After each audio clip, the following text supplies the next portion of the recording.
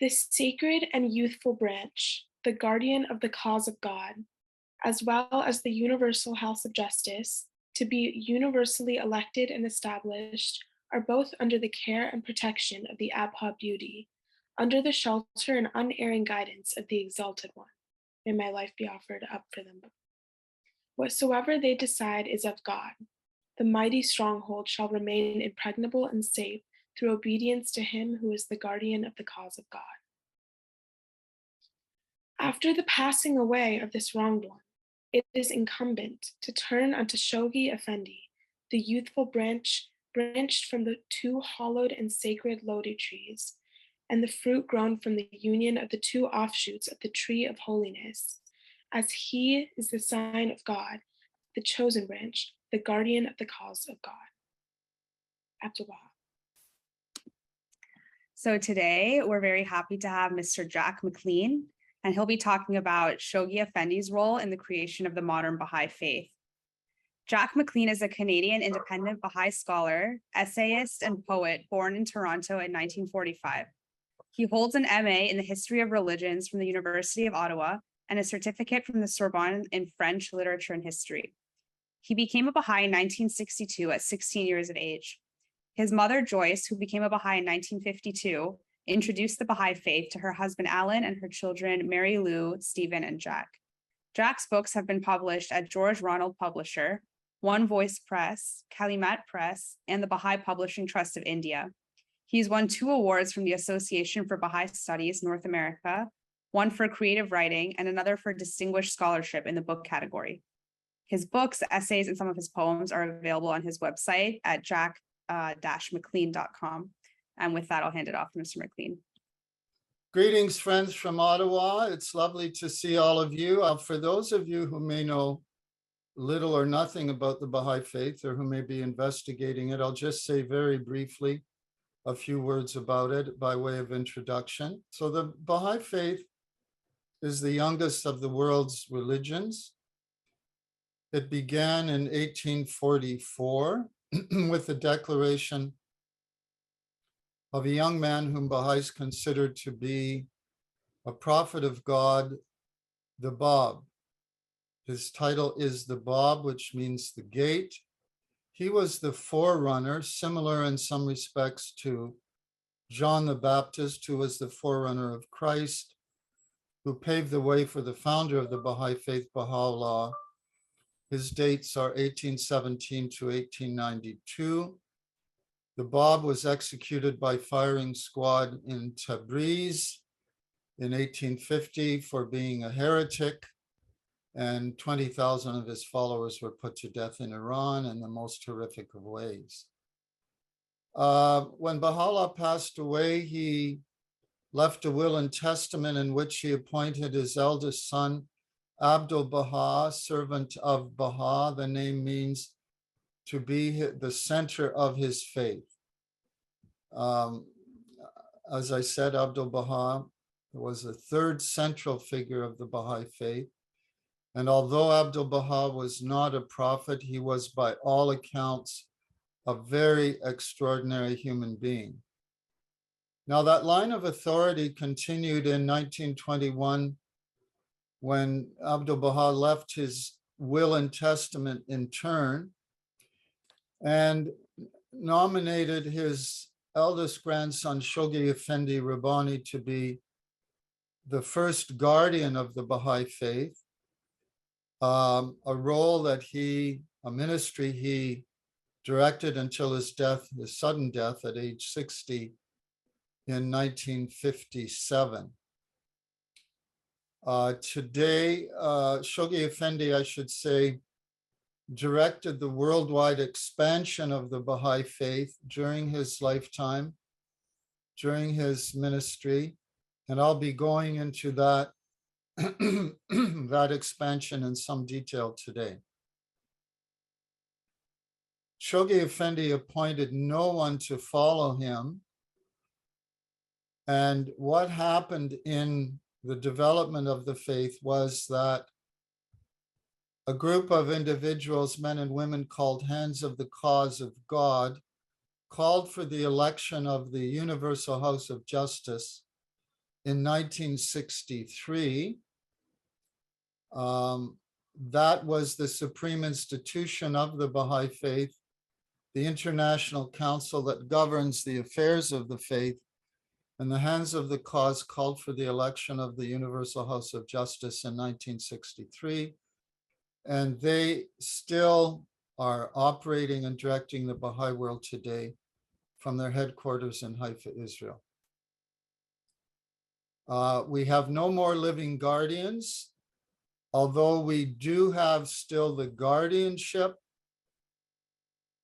We do not have a living guardian. So Shoghi Effendi, as it turned out, was the first and last of the guardians of the Baha'i Faith. He had no issue, no living heirs, and so there was no one left to appoint in his stead. Now, I think if you've done any investigation of the faith, you will know that many of its teachings are very progressive. We speak, for example, of the three onenesses, the unity of God, the unity of humanity, which is the cornerstone teaching of the Baha'i Faith, the oneness of mankind, and the oneness of religion. In addition to that, there are many, many social and spiritual teachings, most of which, all of which Abdu'l-Baha revealed to the public in his talks in the West. After he was liberated from house arrest in Haifa, he undertook not exactly a world tour, but he came to Europe and North America and announced proclaimed the principles of the Baha'i Faith, some of which our Baha'i friends will know, of course: the equality of men and women, the abolition of prejudice, the agreement of religion and science, and so on and so forth. All of these things are readily available. These teachings are readily available on the internet for those who seekers who may be with us today who might want to investigate the Baha'i Faith further. So you just had a brief history of Shoghi Effendi's life. There are his dates: 1897 to 1957. He was the grandson of Abdu'l-Baha and the great-grandson of the Prophet founder Baha'u'llah. He was the appointed head and guardian of the Baha'i Faith. He directed the affairs of the Baha'i Faith from his headquarters in Haifa, Palestine, later Israel, from 1922 until his unexpected passing in London on November 4th, 1957. He was 60 years old at the time of his death. It is no exaggeration to say that in his lifetime, he accomplished many significant lifetimes of remarkable achievements. This brief talk gives us just a glimpse of some of those achievements. Okay.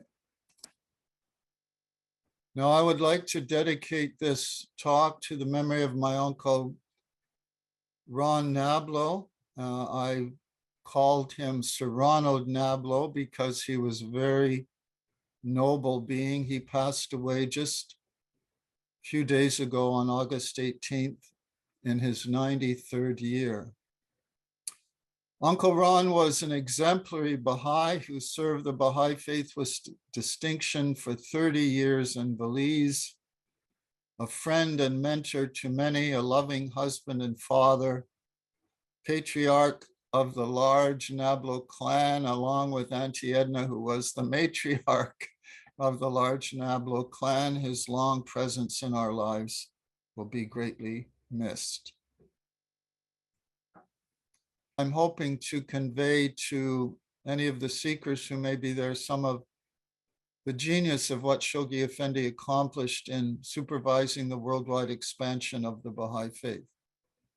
One of the advantages, friends, of studying the Baha'i Faith is that it's been born into the full light of history. This is, historically speaking, a very young world faith. And so we have a multitude of historical documents that allow us to get an accurate picture of the development of the Baha'i faith. So after the twin prophets of the Baha'i faith, the Bab and Baha'u'llah, Abdu'l-Baha was the third central figure of the religion. In his lifetime, he was the one magnetic figure who dominated the Baha'i faith. At the time of his death in 1921, the Baha'i community had little or no understanding of the Baha'i administrative order. So at the death of Abdu'l-Baha in 1921, the Baha'is that existed at that time, friends, just departing from my script here, they were basically Abdu'l-Baha Baha'is, what we used to call Abdu'l-Baha Baha'is. They were Baha'is because of Abdu'l-Baha. They had no notion that the Baha'i faith was to be organized throughout the world. And that was the job of Shoghi Effendi to bring about. So returning to the text, one small but determined faction of the Baha'is was actually opposed to organizing the Baha'i faith along structural administrative lines. Ahmad Sorab and Ruth White were two of the main figures who opposed the efforts of the guardian Shoghi Effendi to build the administrative order, which is to become the world order of Baha'u'llah. So at the time of Abdu'l-Baha's death in 1921, there was no notion in the Baha'i community that the Baha'i faith was to be organized, to become an organized religion based on local and national spiritual assemblies and the Universal House of Justice. And in fact, there was one small faction who actually opposed the organization of the Baha'i faith. But the reading of the three-part will and testament of Abdu'l-Baha, as I said, Abdu'l-Baha left a written will and testament, became a dramatic turning point in the future orientation of the Baha'i faith because it gave birth to the guardianship, emphasized the role of the Universal House of Justice foreseen by Baha'u'llah in the Aqdas, and emphasized the role, I should say. The will and testament of Abdu'l-Baha emphasized the importance of teaching the Baha'i faith and stated the infallibility of both the guardian and the Universal House of Justice.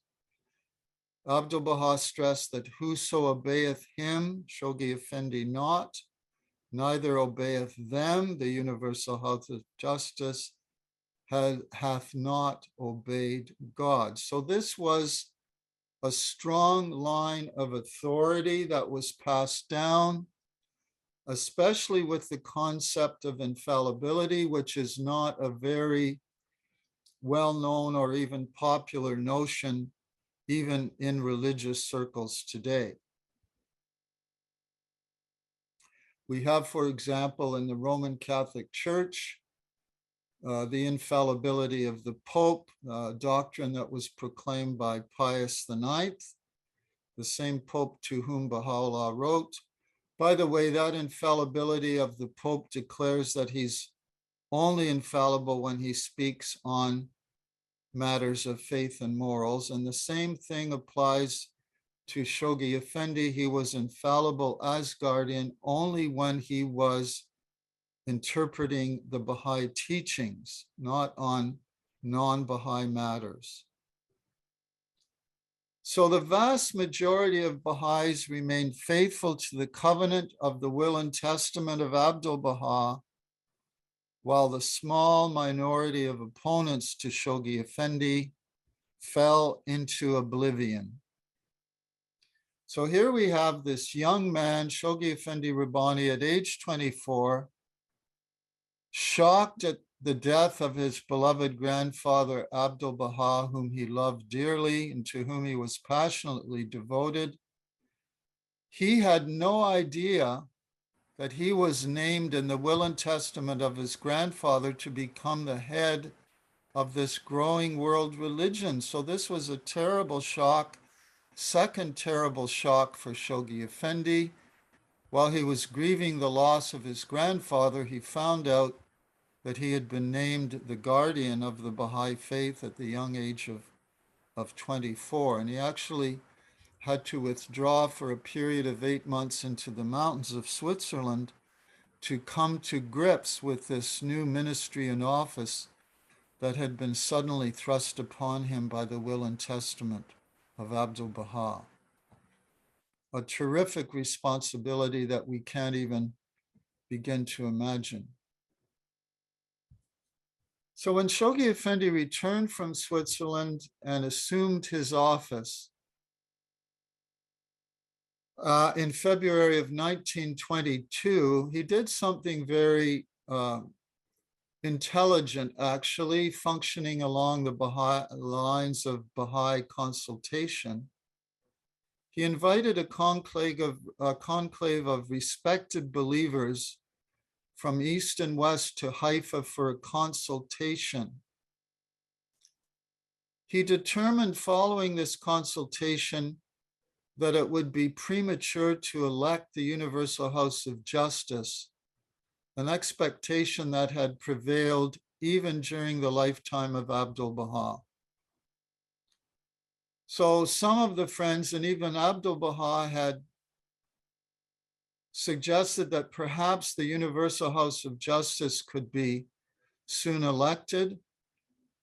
But Shoghi Effendi, to move to the next bullet point, concluded that the administrative order and its institutions would have to be established before the Universal House of Justice could crown that administrative order, so to speak. So Shoghi Effendi set out to build up the local and national assemblies. These are elected bodies of 9 individuals, by establishing the Baha'i community throughout the world through a series of global plans. This was his strategy. And June Thomas has written a whole book, which I recommend to you if you're interested in Shoghi Effendi, the strategist and the planner, of how he did this brilliant way in which he did this. These plans, which were identified by the length of the plan, for example, the 9-year plan, which we're in now. Actually, this is the second 9-year plan we're in now. This establishment, that is to say, these series of global plans, was one of the major achievements of his ministry. Because it was through these plans, friends, that the Baha'i faith was established throughout the entire world, became a global religion during the ministry of Abdul Baha, of Shoghi Effendi. So the first of these plans, the 7-year plan, the first 7-year plan, began in 1937.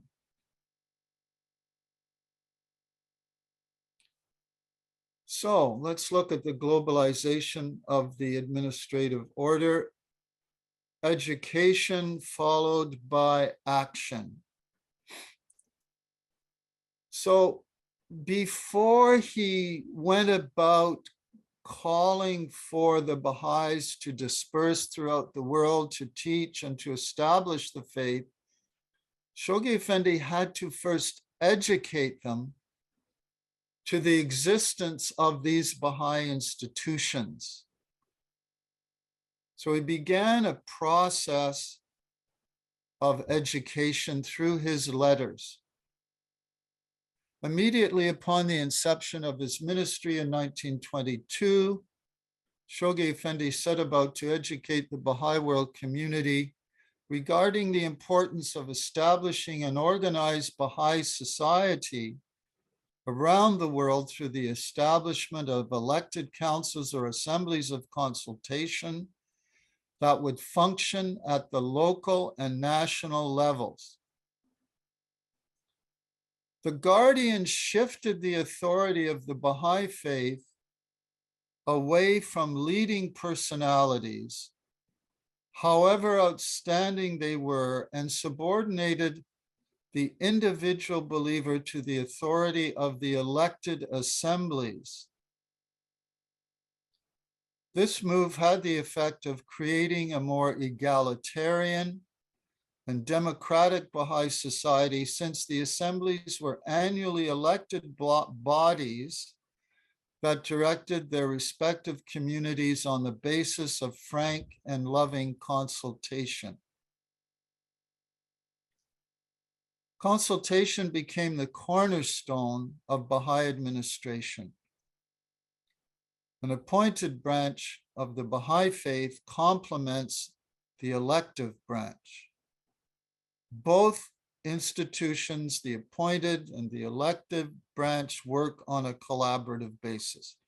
So friends, there is no clerical caste in the Baha'i Faith. This is not a congregational religion. We are not led by clergy who deliver sermons. The whole community is involved in the teaching work and the administration of the Baha'i Faith. Although there is a hierarchical order, we can move to the next point. Consultation, in the absence of a specially designated clerical order, functions both top down and bottom up.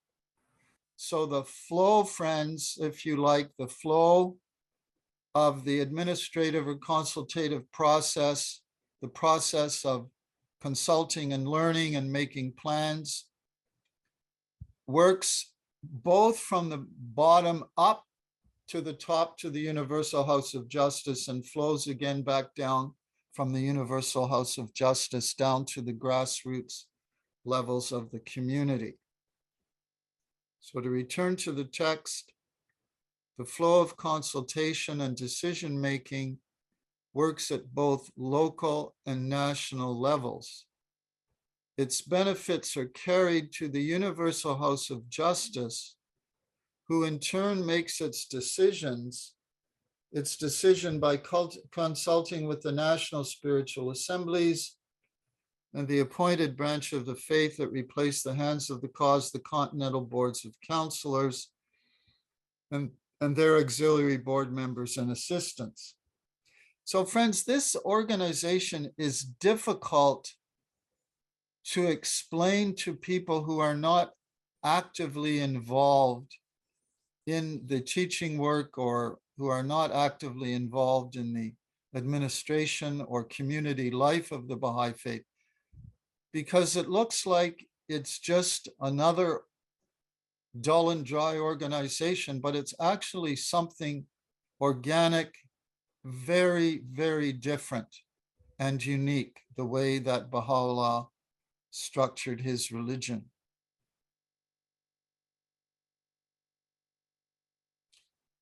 So the first bullet point there, I mentioned these series of letters he set about educating the Baha'i community through a series of letters. So between 1922 and 32, he published the Baha'i Administration. I see I forgot to close that quote there, the name of the volume. Later editions followed. These letters were a major development in the understanding of the Baha'i world community and the operation of their divine institutions. We call them, friends, divine institutions because they were originated by the central figures of the Baha'i Faith. They were not the invention of scholars or clerics or anybody else. They find their origin in the very writings of the founders of the Baha'i Faith.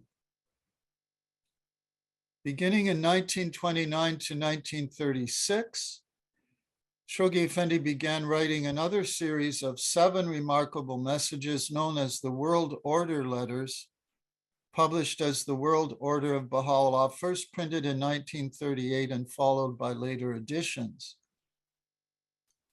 The letters were edited by Horace Hawley, but this editing means only that Mr. Hawley added titles and subtitles for the convenience of the reader, and he supervised their publication.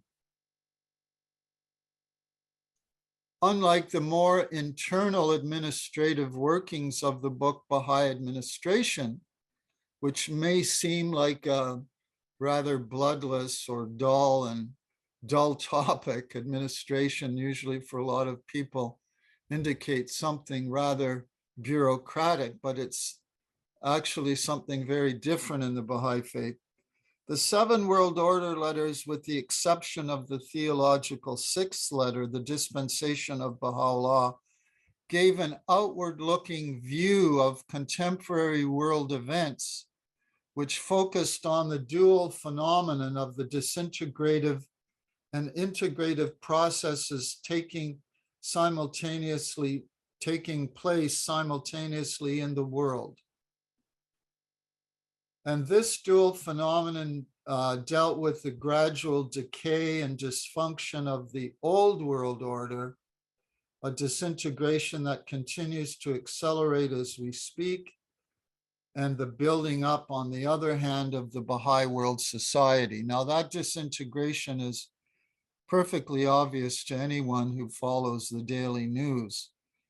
So the world order letters of the world, or the world order of Baha'u'llah, then gave an outward looking view. Shoghi Effendi, by first educating the Baha'i community to the internal workings of the Baha'i administration, the organization of Baha'i society along these assemblies of consultation, in the world order letters, he began to look at world events and give a very cogent and brilliant analysis of world affairs. So the world order letters turned from a more inward-looking view of the organization of the Baha'i community outward to the dynamics of world events. And those world order letters are fascinating to read, just in light of Shoghi Effendi's comments on the world events that were taking place during his lifetime. These letters also focused on the sharp decline of religious institutions, both Muslim and Christian, while they indicated the obsolescent, dysfunctional secular governments, there's a typo there, that prove themselves incapable of remedying the ills and sufferings of the world. At the same time, they condemned certain pernicious political social ideologies such as racialism, nationalism, and communism, and remarked on the impotence of well-meaning statesmanship for its inability to adjust itself to and achieve and to solve the pressing needs demanded by the new age of global unity.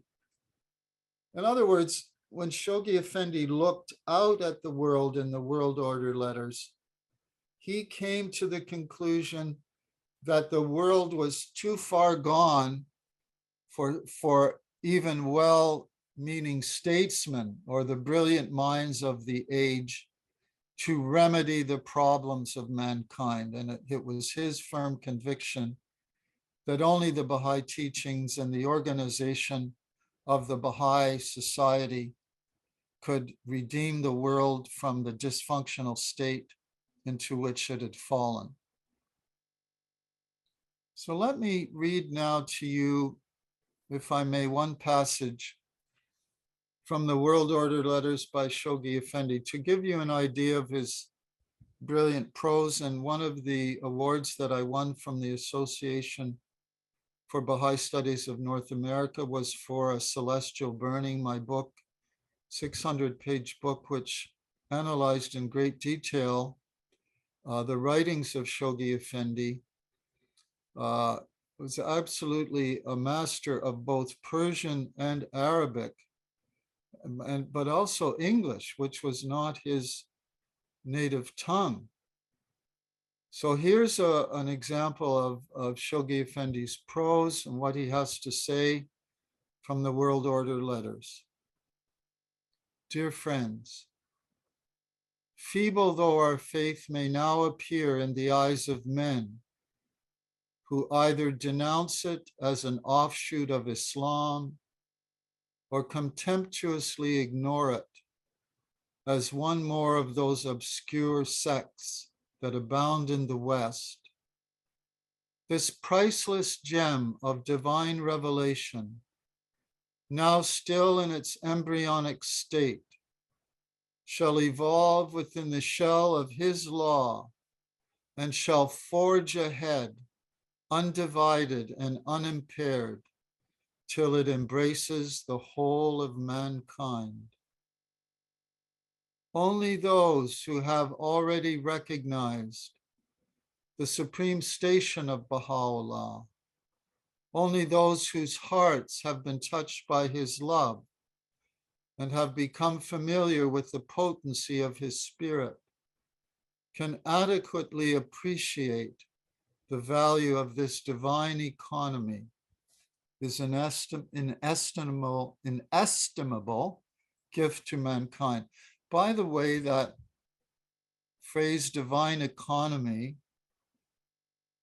has nothing to do with money matters. That's what I used to think when I was a young Baha'i. It actually refers to the plan of salvation that Baha'u'llah had for humanity. That's what he means by the divine economy. Leaders of religion, exponents of political theories, governors of human institutions, who at present are witnessing with perplexity and dismay the bankruptcy of their ideas and the disintegration of their handiwork, would do well to turn their gaze to the revelation of Baha'u'llah and to meditate upon the world order which, lying enshrined in his teachings, is slowly and imperceptibly rising amid the welter and chaos of present-day civilization. Notice, friends, that word imperceptibly. You can't see what's happening if you're not participating in the process. So people might say, well, what are you Baha'is doing for the world? We don't see you doing anything. And yet, the outline of a new global society based on these progressive teachings is being built up every day as we speak. So this is why the Guardian used this word imperceptibly rising. You can't see it, but it's there. These roots are being laid down, and they will blossom into a magnificent tree in the world of tomorrow. They need have no doubt or anxiety regarding the nature, the origin, or validity of the institutions which the adherents of the faith are building up throughout the world. For these lie embedded in the teachings themselves, unadulterated and unobscured by unwarrantable inferences or unauthorized interpretations of his word. So in other words, this world order of Baha'u'llah has not been invented by human beings through church councils. These institutions, this organization originate from the very pens of the founders of the Baha'i faith and as a reflection of their mind.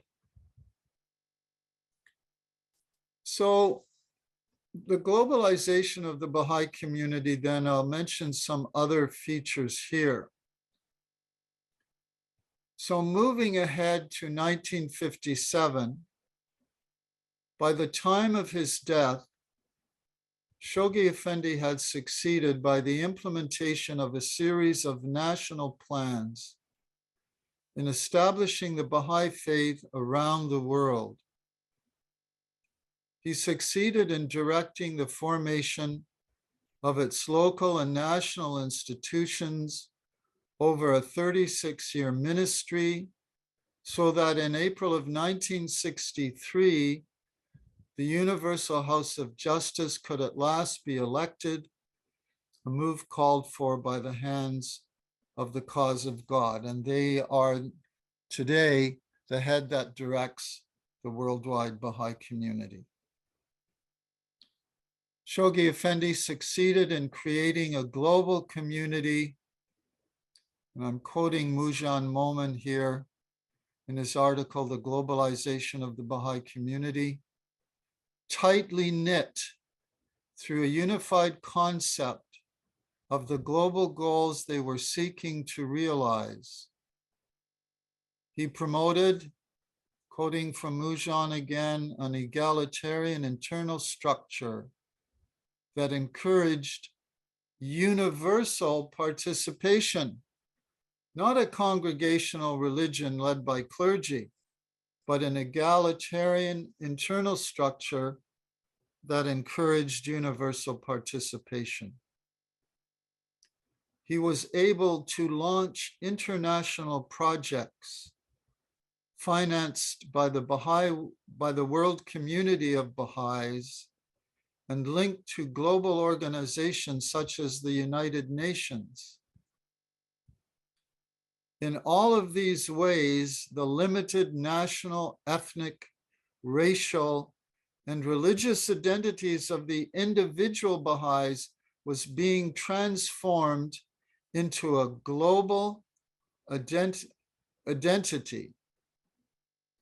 Baha'is were becoming increasingly aware of themselves as members of a global community that was acting in unison and harmoniously. That's from the very widely respected great scholar and friend of mine, Mujan Momin. Now, there's something that I want to give a bit of a sidebar here before we round up the talk and have a discussion. I want to look at the emancipation of the Baha'i Faith from its Islamic background and the styles of Abdu'l-Baha and Shoghi Effendi in respect to this emancipation, because we'll see that they operated quite differently, and especially Shoghi Effendi, who is very keen on establishing the independence of the Baha'i Faith as a world religion, and certainly its independence from Islam, even though it venerates the Prophet Muhammad and the holy book, the Quran.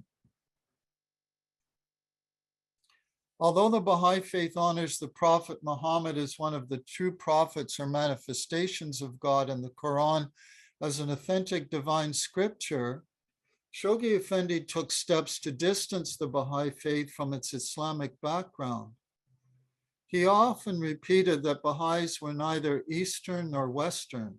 They were Baha'is. That was their common identity.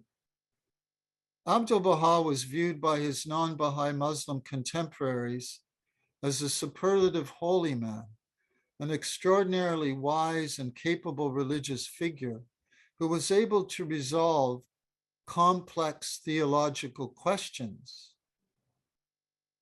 For the protection of the Baha'i Faith, Abdu'l-Baha attended mosque every Friday and observed both Ramadan as well as the Baha'i fast from March 2nd to March 21st. He wore the turban and the abba and discoursed with the Muslim leaders of his day. Shoghi Effendi, on the other hand, refused to entertain Muslim clerics, except for wearing the headgear typical in the Ottoman Empire, the black Turkish fez. He wore Western clothes. He was partly educated at Oxford and was clean shaven, except for those years when he wore a mustache. He never visited a mosque, except perhaps as a tourist. Unlike Abdu'l-Baha, he never gave public addresses, but he gave his full attention to the Baha'i pilgrims who visited Haifa and Akka, instructing them every night at the pilgrims' table over 9 remarkable, never to be forgotten evenings. Abdu'l-Baha had designated Shoghi Effendi as the sign of God on earth and the priceless pearl. He wrote further, well is it with him that seeketh the shelter of his shade that shadoweth all mankind. This last sentence alludes to the guardian's role in creating the institutions of a united global society.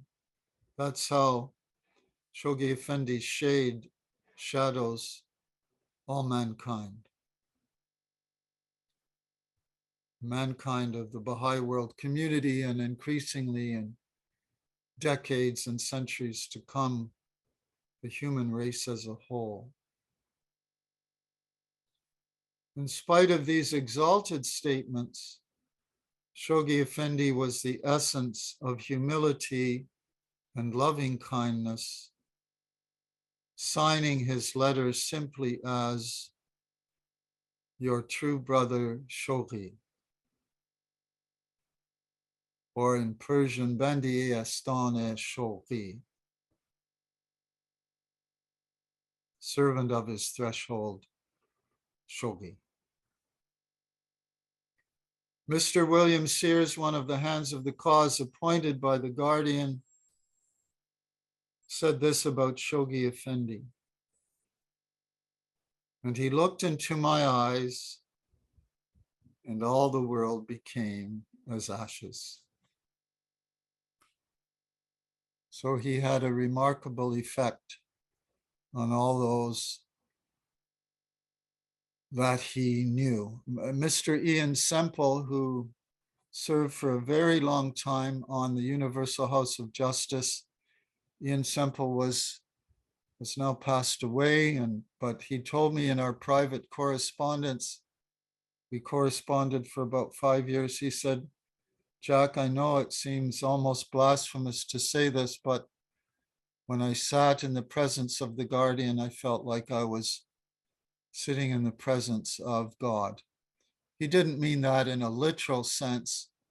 He meant that he felt the Guardian was a divinely inspired individual. So, to begin to wrap this up, friends, I've spoken today only of one of the great achievements of the ministry of Shoghi Effendi during these years 1922 to 1957. First, the implementation and globalization of the Baha'i administrative order as foreseen by the will and testament of Abdu'l-Baha, exclusive of the Universal House of Justice, first elected in 1963. Of course, Shoghi Effendi died in 1957 and did not live to see the election or to supervise the election of the Universal House of Justice.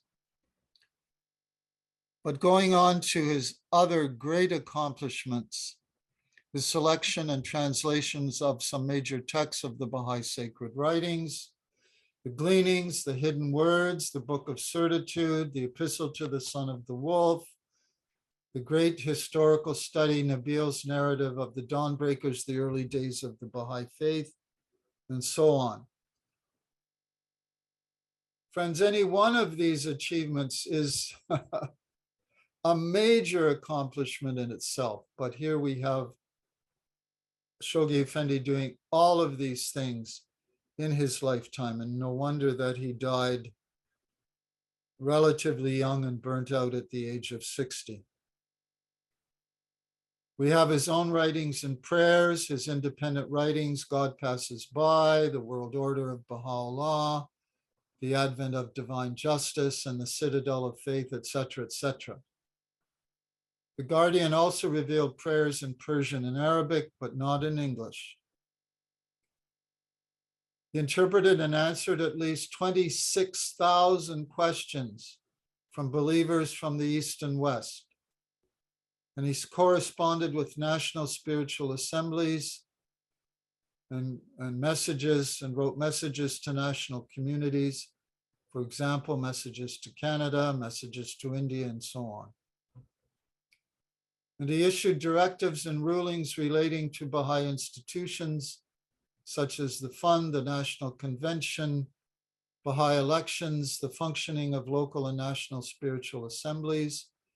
And if you want an idea, friends, of how many and in what diverse areas Shoghi Effendi guided the Baha'i community, just take a look at Helen Hornby's compilation by topic, Lights of Guidance. And of course, also what the friends in the West are not very often aware of was his annual messages that he wrote in Persian, in the superlative Persian, to the Baha'is of Iran. Number 4, the expansion, preservation, and beautification of the material assets comprising Baha'i holy places at the World Center. One of the most outstanding of these, of course, is completing the superstructure over the Shrine of Baha'u'llah, whose foundation was built by Abdul Baha, Shrine of the Bab, in Haifa, which was completed more or less more than less during Shoghi Effendi's lifetime.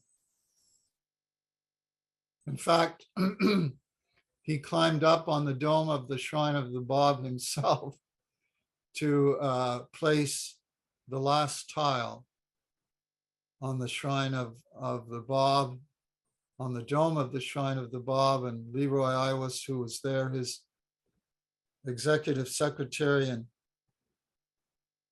hand of the cause of God, was very worried when he saw the guardian climbing up on the ladder, and expressed his fears that the guardian might fall or hurt himself. And Shoghi Effendi looked at him and smiled and said, "Ah, but you forget that I am a mountaineer." And of course, he was alluding to the summers that he spent climbing the mountains in Switzerland, which he loved to do, while the heat of Haifa was just unbearable. He would vacation, if you like, if you want to call it a vacation, although he kept us his correspondence all during his vacation in the mountains of Bernese, Switzerland. And the last point, a doctrinal ordering of the Baha'i teachings. This is what another accomplishment that the wife, secretary, and companion of Shoghi Effendi, Ruhia Rabbanin, Ruhia Khanum, wrote in The Priceless Pearl on page 226, and defining the stations of the 3 central figures and the outstanding features of the administrative and world order of Baha'u'llah in the dispensation of Baha'u'llah. So friends, I've only talked about one of the accomplishments, the worldwide supervision of the global expansion of the Baha'i faith. I've only talked about one of these things today. But any one of these 5 points can become the subject of a talk in itself, and indeed a book in itself, or many books.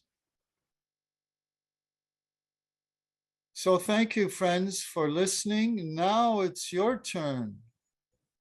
We're going to have some discussion questions. Now this is your turn to participate, and there are also questions in the chat. Maybe we can do both, but I've got some questions for you. So you're questioning me and I'm going to question you. Now I have the impression that the Baha'i friends do not read the writings of Shoghi Effendi very much. There is a lot to read in the Baha'i faith. We have all of the sacred writings. We have the messages of the Universal House of Justice, which are ongoing. We have the books and letters of Shoghi Effendi. So there is a lot to familiarize ourselves with. But I have the impression that The writings of the Guardian are not widely read, and that's one of the reasons I wrote A Celestial Burning. The Universal House of Justice keeps the writings of Shoghi Effendi alive in the Baha'i community by occasionally quoting from them or referring to their concepts. What are some of the particular challenges that a reader faces when engaging with the writings of the Guardian? And my second question, and we can do both, if an answer comes to your mind to any of these three questions, then please share it with the friends and myself. Number two, is there any message, letter, book, or interpretation of Shoghi Effendi that was particularly meaningful and helpful to you in assisting you to better understand the Baha'i faith? Three, now going back to number two, one of my Iranian Baha'i friends here in Ottawa, he used the writings of Shoghi Effendi to help teach himself English. So he had a very good example of English prose, didn't he? Number three, the writings of Shoghi Effendi, particularly with his World Order letters, brought the Baha'i faith fully into the 20th century and modernity with his insightful comments on the crises in world affairs. How did the World Order letters or other books or texts of the Guardian continue to be helpful in aiding us to understand the current crises afflicting humanity? What are some of the key ideas that stand out for you? And that's the end. Thank you, friends, for your kind and patient attention. Thank you so much, Mr. McLean. That was a very interesting talk, very in-depth, and I learned a lot, and I'm sure everyone else did. Oh, thank you, Paymani. Call me Jack, please. Okay. So yeah, those discussion questions, people can put the answers in the chat, and then also if people have questions, you can go ahead and put it in the chat. So one question was, are Shoghi Effendi's writings considered scripture or authoritative commentary? They are certainly authoritative commentary, although they don't have the same rank or station of the writings of the three central figures. They carry the same authority. So it's kind of a moot point. Scholars can debate about this. They're not strictly speaking divine revelation. If you consider that divine revelation would apply only to a prophetic figure, but it becomes in a way a moot point because the writings of the Guardian carry equal authority. So it doesn't matter how you slice this pie. The result is the same in that, you can't say, oh, well, the writings of the Guardian, they rank second to the writings of the three central figures. No, because Shoghi Effendi reinterpreted the Baha'i writings in the light of modernity and the modern Baha'i faith. They count just as much, obviously, as the writings of the three central figures. Thank you. Yeah, someone commented that the vocabulary Shoghi Effendi uses is like a challenge sometimes because it's very elevated. Did Shoghi Effendi translate the Kitab al-Aqdas, which is the most holy book? No, not in its entirety. He translated certain passages from the Aqdas that we have in the Gleanings. But what he did give us was a synopsis and codification of the Kitab al-Aqdas, which is extremely useful and which the Universal House of Justice has used when they had the Aqdas, the most holy book, translated and distributed. Was it in 1992? I think I got my copy. So, by the way, there's no guarantee that I'll be able to answer all of your questions. Thank you. Another question is, do you have any comments on how difficult it must have been for the Guardian to be a Baha'i who followed the faith but live in the new modern world? Oh my goodness, I don't know. We'd have to ask Shoghi Effendi that question. have to wait to go to the next world to ask him. I don't know. I mean,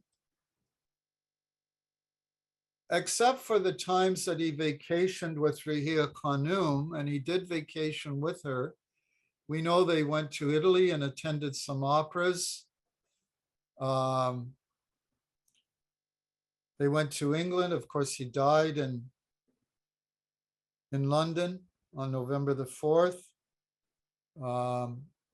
They went to Switzerland as well, I believe.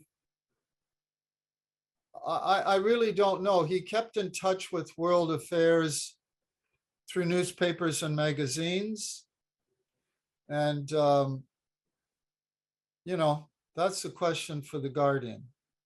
I have no idea. I mean, Haifa was his headquarters and he lived most of his life there. So he lived as in his human identity as a Palestinian Persian Arab who spoke, you know, well, he was Persian by background, Iranian by background, but he spoke perfect Arabic, I suppose, with a Palestinian accent, as well as superlative Persian. I've been told with an Isfahani accent, but I don't know. Okay, Peimane, on to the next. Okay. So the next question is, you mentioned you learned about the faith from your mom. How did she become a Baha'i? Actually, Mom became a Baha'i through our Auntie Ruthie, one of Mom's sisters. And Ruth had a twin brother named Frank, who never did officially join the faith. And we are very fortunate because when Auntie Ruthie went to Washington for work as a young woman, she met Ali Quli Khan, and she was taught the faith by Ali Quli Khan, who was, of course, the translator and secretary for a time of Abdul Baha. So we were very fortunate that she had such an illustrious teacher, and she came to Toronto in about 1950 to tell my mother and her other sisters about the Baha'i faith. And one of my childhood memories about that is I remember Mother and Auntie Ruthie sitting at the table having a serious discussion about the Baha'i faith. I was only, I don't know, 5, 6, 7 years old. I couldn't understand what they were talking about, but I knew whatever they were talking about was serious and that it mattered to them. And then another childhood memory I have is of my Auntie Edna, my Uncle Ron, who just passed away on August the 18th, and his wife, my Aunt Edna, and my mother hugging one another and jumping up and down because their great aunt, my Auntie Vi, had become a Baha'i. So those are two of the memories that I have of the Baha'i faith as a child. So I knew that whatever this Baha'i faith was, it was something that made people happy because there was my mother and my aunt hugging one another because their aunt had joined this faith. So, you know, children, this is why it's so important for us to teach children. Children cannot, they don't have the intellectual tools to verbalize sophisticated concepts, but their hearts and souls certainly feel things. And these things last throughout a lifetime. And Bill Collins, scholar Bill Collins says, I see it just flashed before my eyes there. Hi, Bill, that the Guardian died of influenza. May have been a blood clot, who knows? And I made a mistake in my book. And that mistake I made was based on something I heard from Dr. Ross Woodman, the eminent English literature scholar. He told me that the Guardian had died in Knightsbridge, and that's not exactly the case. I'd have to go and get my book to tell you where it was that Shoghi Effendi died, in some hotel in Marylebone. How's it pronounced? Marylebone? Marylebone. Anyway, I had made a mistake in the introduction to A Celestial Burning, and that mistake was based on what I'd heard from Ross Woodman. He didn't die in Knightsbridge. He died in a hotel in Marylebone in London. And I think today that hotel is a Holiday Inn. Anyway, I'd have to go and get my book and look that up. But Great. Well, another question is that some of the Guardian's writings referred to particular details of the history of the times, which were easy for the readers of that time to understand, but challenging to modern readers. Are there any plans to create an annotated version of his books, which would explain some of these points to current readers? well, I can tell you that I'm involved right now. You know, generally the World Center does not favor detailed, annotated Baha'i publications. I think they do this because they find these annotated books to be too scholarly and somewhat of a distraction. But annotated books are in fact very useful. Right now, I'm working with Shahrokh Manjazeb, Mark Keedwell, and Harold Rosen. Shahrokh is the main author of this, and we're publishing an annotated book. It won't be ready for a few more years on the gleanings of the writings of Baha'u'llah. Because as you know, Shoghi Effendi just did that compilation, which is an amazing achievement in itself. The gleanings, one of the gleanings from the writings of Baha'u'llah, a selection from the, I don't know, hundreds or thousands of manuscripts that Shoghi Effendi had in his possession. He went through them and made the selection and translation from the Persian of the Arabic and published them as the gleanings from the writings of Baha'u'llah, which is really a foundational text. But he didn't tell us anything about the historical background, who the person was, for example, if his name was Javad or Ali or whoever he was addressing, who that person was, what year the tablet was revealed, and so on and so forth. So a book like that, you know, that would be useful as a companion to reading the gleanings. And if that book finds a publisher, it'll come out on the 90th anniversary of the publish of the gleanings in 2025, I think Shahrokh said it is. Okay, so another question is, since the Guardian didn't write a final will and testament, some believe that the dispensation of Baha'u'llah could be considered as such. What's your opinion? Well, yes, I think that's what Shoghi Effendi said to both Rahia Khanum and Hand of the Cause of God.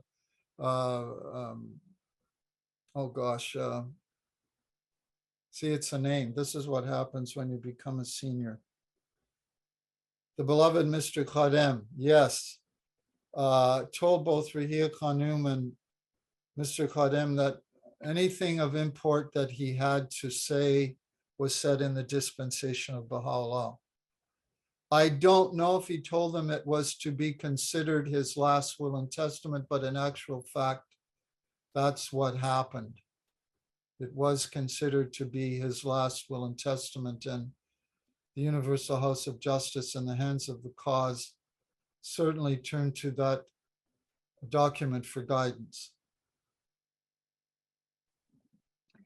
Thank you. So Shoghi Effendi often signed his letters, "Your true brother," considering himself a co-worker on equal par with everyone.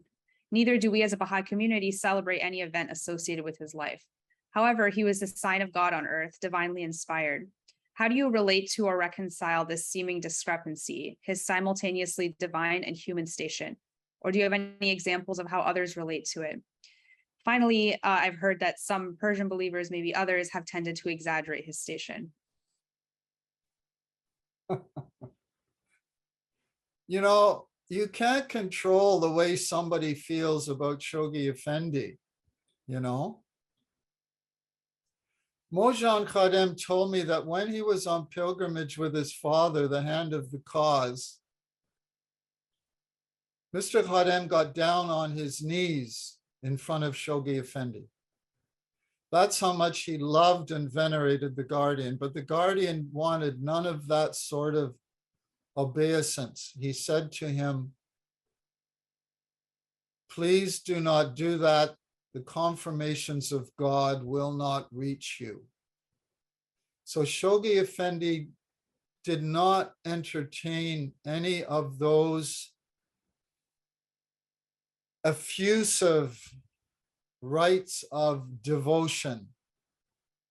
No hand kissing, no bowing, none of that. He said his station was essentially human, although we know that he was divinely inspired in everything and every decision that he made, and in everything that he wrote. The Guardian told the pilgrims over and over again, you did not come on pilgrimage to see me. You came on pilgrimage to visit the holy shrines, to pray at the holy shrines, to visit the holy places.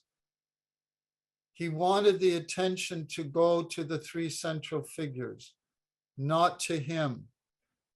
But as Mr. Ali Nakjavani said, another member of the Universal House of Justice, God knows that we were there to see him. But he did not like or appreciate when the friends expressed their exalted affection for him. He didn't like it. He always deflected it to the three central figures. If a believer gave him effusive praise, he always set it aside and tried to draw the attention to the three central figures. So he was, as Luria Iowa said, the essence of humility, which does not preclude that charismatic, wonderful effect he had on the pilgrims. What more can you say when Bill Sears, hand of the cause, said he looked into my eyes and all the world became as ashes? That's a very telling statement in itself. The love that he inspired in the hearts of his devoted servants. Next question is, do you have any comments on how Shoghi Effendi was able to skillfully navigate relations with the British and later the Israelis in order to ensure the protection of the Baha'i faith and its world center? All I can say about that is that he kept up the best of relations with both the British and Israeli administrations. He did not appear often. You can refer to the Priceless Pearl for this at official events once the state of Israel was established. Although Bahir Khanum tells us he did attend one official function. I think it was it during the time that Ben Gurion was president or prime minister? Anyway, I can't remember. Somebody can correct me on that if they remember. I'm not a historian and I don't remember historical details very well. I'm more of a conceptualist. But he usually sent Leroy Iowa. So,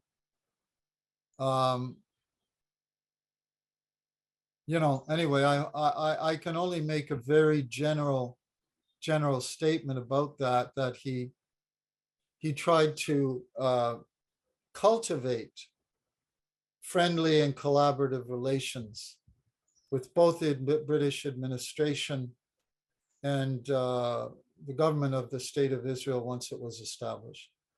So that's all I can say to that. There may be other, there are people here today who can probably answer these questions better than I can. So, please feel free to answer any of these questions if you have an insight that you want to share. Thank you. We have a comment from Bill Collins about how the Guardian also relied on some other Baha'is for advice on English style, like George Townsend, Elaine Leroy Locke had read through some of his translations and provided their guidance. So Yes, that's right. And Marcia Gale was another one, and she helped. He consulted. Thank you, Bill. He consulted Marcia Gale during the translation of the Kitabi Khan also, because, and I hope there will be a book on Marcia Gale. I mean, that is one lady whose writings and whose accomplishment deserve a write-up in itself. And I'm very happy to see biographies coming out now of Agnes Alexander. I just finished Mona Khatami's excellent Life of Laura Barney. And, you know, I was so fortunate when I was studying in Paris as 21-year-old that Laura Barney actually agreed to meet this young Canadian who was studying in Paris. And she was 88 years old at the time. She was propped up in bed. She wasn't well. And yet this great, great lady who was just as accomplished in the non-Baha'i world as she was in the Baha'i world. I mean, she was both a knight and an officer of the French Legion of Honor. I mean, goodness, the organizations that Lord Dreyfus Barney belonged to, just to list them, just to list the organizations that she started, participated in, or contributed to financially, take up a page and a quarter. That's just to list what they were. Her husband, Hippolyte, the first French Baha'i, died relatively young at age 55. But I think if Hippolyte had lived longer, we would have seen more Baha'i accomplishments from Laura Dreyfus Barney. But as her life turned out, she wanted to devote most of her efforts to assisting peace organizations, women's rights, education, the arts, and so on throughout the rest of her long years. I think she was 94 when she passed away. So I was so fortunate that she agreed to meet me. I think the reason that she did agree to meet me was she told my mother she had heard that I was actually teaching the faith in Paris and bringing seekers to the Baha'i Center. And maybe I'm speculating that that's the reason that I got to meet Lord Dreyfus Barney, and I consider myself so fortunate. She actually told my mother that they were grateful in Paris for the efforts that I was making in teaching the Baha'i Faith. I did not think I was doing anything extraordinary, friends. I was just doing what I've always done. But it was very kind and gracious of her to say such a thing. great. Can you expand a little on your observation on Shoghi Effendi's providential view of history? Well, you know, there are two ways of writing history. There's a secular approach, and there's a providential or divine approach where you view God as the author of human history. And of course, this is the approach that's taken in the Hebrew Bible and the Gospel. For the ancient Hebrews, God was the originator of time and history. And everything was moving toward, in the Hebrew Bible and the Gospel, everything is moving toward the end point of history. What is the end point of history? It's the Messianic kingdom. It's the establishment of the Messianic kingdom. So in the Hebrew view of history, unlike the Hindu-Asian view, which is more cyclical, where the golden age is in the past and we're trying to return to the golden age, in the Hebrew view of history, history is moving forward. It's goal-oriented. It's always moving toward the Messianic kingdom, which of course, as Baha'is, we believe is being fulfilled in the coming of Baha'u'llah. So in the Baha'i view of history, yes, there is a providence that guides history. There are the prophetic figures who are the founders of civilizations. So this view, of course, is not recognized by secular historians. The one who came closest to it was the great British historian Arnold Toynbee, who his thesis was in his great study of history. I don't know how many civilizations that Toynbee studied in his great study of history, which was summarized in 2 volumes by Donald Somerville, that he felt that religion was at the basis of civilization. But this view was a minority view among secular historians, and Toynbee was actually criticized as being a bit of an oddball for coming up with this theory. So, I mean, these are alternate views of history. Both can be used interchangeably, but very clearly the Baha'is have a providential view of history that involves God as the author of history and the role of the prophets in their civilizing effect on the history of mankind. That's sort of a basic comment on the thing. Thank you. So it looks like we're almost out of time. So I think we'll stop the questions there. So thank you so much, Jack. We really appreciated your talk. Peimane, thank you so much for inviting me. It's been a pleasure.